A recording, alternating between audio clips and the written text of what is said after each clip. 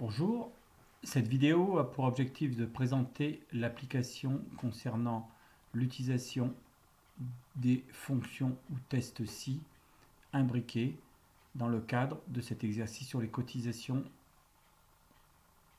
Je vous ai affiché une partie de l'énoncé avec les demandes à réaliser. Donc ici, on va commencer par s'intéresser évidemment à la première demande. Afficher un texte, n'oubliez pas votre cotisation à tous ceux qui n'ont pas payé et merci pour votre cotisation aux autres.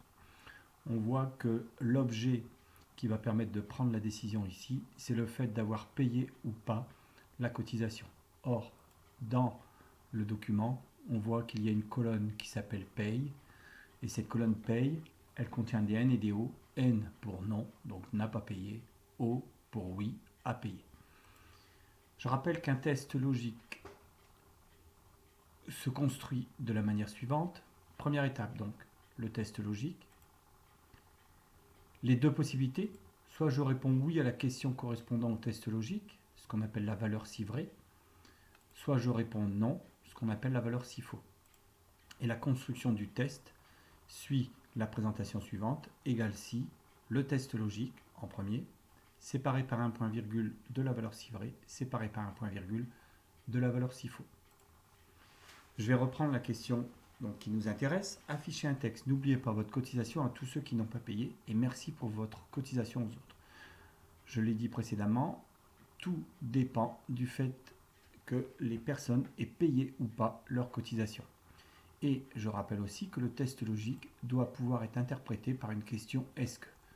Donc ici, on va aller vérifier, je le présentais précédemment, si dans la colonne paye, il y a bien la lettre N voulant dire qu'ils n'ont pas payé. On va donc poser la question, est-ce que la colonne paye est égale à la lettre N? Attention, c'est du texte, donc entre guillemets. Par contre, paye étant l'intitulé d'une colonne, lui n'a pas de guillemets. Toujours faire la distinction entre les noms qui n'ont pas de guillemets et les textes qui ont des guillemets. On va commencer maintenant à s'intéresser à ce qui se passe pour la valeur si vrai. Or, la valeur si vrai, on nous dit d'afficher un texte. N'oubliez pas votre cotisation.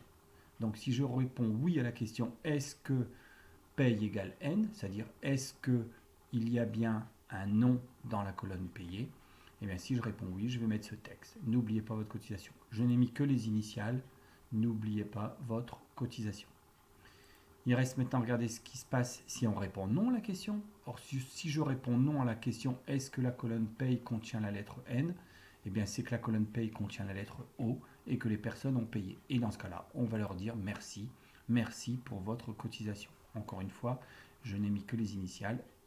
Et comme c'est un texte, de la même manière que n'oubliez pas votre cotisation, entre guillemets. Alors la construction maintenant du test si, je le représentais il y a quelques minutes, un test logique, une valeur si vrai, une valeur si faux, on a les trois éléments ici. Donc on va d'abord aller chercher le test logique. Donc si paye égale N, séparé par un point virgule de la valeur si vrai, n'oubliez pas votre cotisation, c'est un texte toujours entre guillemets, séparé par un point virgule de la valeur si faux, merci pour votre cotisation. Voilà. Il n'y a plus qu'à aller le réaliser dans le fichier, c'est une vidéo ultérieure.